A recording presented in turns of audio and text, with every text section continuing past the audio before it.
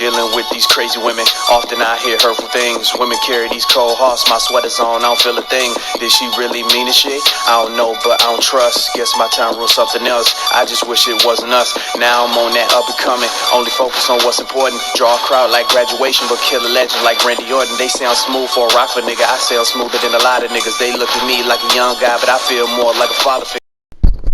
What's going on, 2K? Primetime here with another fire video. Today we decided to hit the park and play some threes. It's my boy Serge with me, and I got a guest, NFL cornerback for the Houston Texans, Cornell Armstrong. If you don't know who he is, look him up. Great guy. I met him back in 2K19. We've been cool ever since. So let's talk, man. Let's talk. I'm seeing a lot of playmaking stretches out here at the power forward position coming back, y'all. A lot of power forward playmakers out here. I'm not going to lie. I played on the 2's against a playmaking stretch.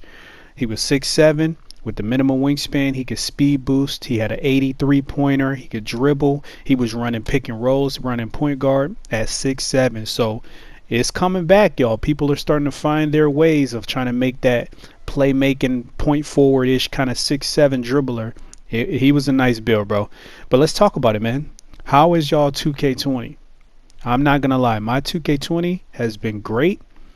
There's been some up and down moments. Obviously, when the game first came out, I'm talking about the first week, I made a playmaking shot creator. Okay, he was basically shot creating and sharp. He was like a shot creating sharp in 2K19. The first week, you can go back and look at my videos. He could dribble. He could shoot from limitless. When I got my shot creating takeover, he could shoot fades from the three-point line. It was nasty. I'm thinking, man, this gonna be a comp year for me, bro. I'm finna go crazy. And then what happens? The first patch comes out and they kill shot creating. And I'm like, dude, this player basically became obsolete. He was no longer playable. He was 6'3" with the minimum wingspan as well. So it's like they completely killed my build. And I think I had got him to like a 97 when the patch came out, like a 96, 97. And so my excitement went down the drain because I'm thinking, okay, so he can't shoot fades anymore. Shot creating's dead. He's 6'3" minimum wingspan with a 95.3, so he could still shoot it, but he didn't really have that much playmaking because I was shooting from so deep. Like I was stretching the defense out. Like he really was like Steph Curry. So they nerfed that build. And so I'm like, where do I go from here? You know, I was frustrated. I'm not going to lie. But you got to expect that, though. When 2K comes out, never base your build off of what everyone else is saying to start the game because the patches change everything. Patches change everything. Now, the biggest problem with the patches and the reason they affect the game so much, in my personal belief, this is just my personal belief, I believe 2K listens to the wrong people so much. They listen to the wrong people. Okay, so they do polls on Twitter. I'm on Twitter. I follow NBA 2K pages. I'm active on those polls, and for the most part those polls are accurate as far as people voting what they like, what they don't like. The 2K community is really on the same page with the polls. But what happens is you get people that don't play the game as much as other people, right? And so like the casual players. Listen, I don't have anything against casual players. The only thing that I would say is 2K needs to know the difference between the casuals and the guys and gals that play this thing like as their main game.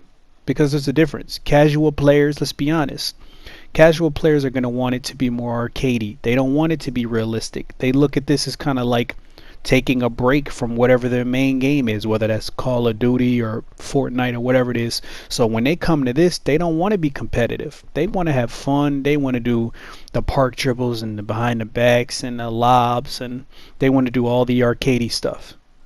The problem is when you're listening to those people, they're making a completely different game than the people who want to play this competitively and make a YouTube page and potentially get to like Ticino and G-Sites and all these guys that's making wagers and making money off the game. You know, building income off this because you can make money off video games now. Things have changed. And so one of the things I wish 2K would bring in is something that Madden does. And you can say whether you think Madden is a great game or you think it's a trash game. I'm not here to argue that. I'm simply here to argue the fact that when you first turn the game on, I'll never forget this, Madden 19, When I first got the game, one of the first questions it asked me before it asked me to set up my profile or do anything, pick my favorite team, the first thing it asked me was, what type of experience do you want? And then the options was like super arcadey, and then it described what that was. That was like, big runs, deep passes, always being successful, arcadey, just like crazy plays, unrealistic gameplay. And then it was like competitive, which was like realistic schemes and sets. The defense is on point. You're not going to get a lot of big plays and big runs. It's going to be realistic. And so I thought that was a great idea. Here's Madden asking me what type of experience I've bought the game for. So what happens if you made two servers, right? You made a server for the casuals, the guys that just want to have fun. They want to do goofy stuff. They don't really want to be competitive. They want to see big plays, lobs from full court. They want to see contact dunks every play. They want to see crazy contested threes go in. If you made a server for those guys, and then you made a second server for the super competitive, they want a realistic field. They don't want arcadey. They don't want unrealistic gameplay. Do you know how happy the community would be? Everyone would get what they want. The arcadey guys would play with the arcadey guys. The competitive guys would play with the competitive guys. And then, you could have a ranking system. You could have for the arcadey guys the events that are more, fun. The bobblehead gimmick, the comical stuff. You can do all of that and separate the two, because I believe what's happening is 2K is trying to get input, but they're getting the wrong input at the wrong time from the wrong groups. And so outside of that, 2K20 has been great, man. I have my version of what I call a slashing playmaker, which is more so like a point forward playmaking pie chart primary. I have a lot of fun with it. I love this build. Other people may not feel the same, So with that being said, I like 2K20. I think they made a lot of improvements from 19, but I also think they left some things behind. Getting rid of Road to 99, I loved it. Moving the inbound back, I loved it. Getting rid of the inbound cheese, I loved it. Being able to change your badges, I loved it. They killed the dribbling, as everybody knows. I'm not too happy about that, but can't complain too much. Thank you guys for joining me. Drop a like, drop a comment. This is Prime Time. Thank you guys for your support. I'm always checking out for you guys. I'm out.